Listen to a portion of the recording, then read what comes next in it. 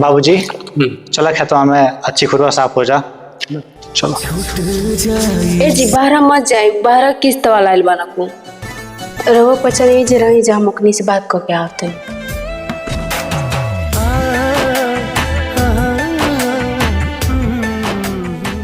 करे कहाँ बा तोर मरद? लोन ले एक बेर तोहनी के बहुत मजा आवता और एक बार भागल रह तला जा। हाथ जोड़ा तनी हमरा के एक दिन के मौका दे दी जा। ठीक बाटे, तोनी के एक दिन का मौका दिया था। बिहान पैसा नहीं मिली ना तो परसों पुलिस तोर घरे आई। हसत जिंदगी में कहे अगिया लगौला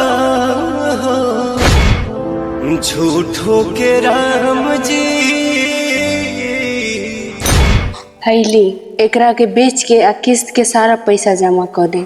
छूट जाई साथ अब हमारे सना ऐसे हम यार जित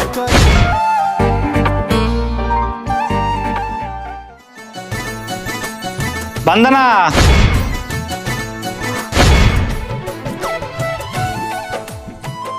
ये कैसे भैला जी?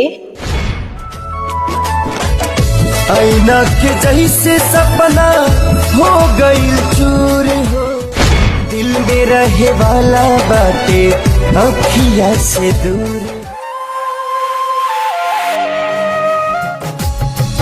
मर जाला लोग सन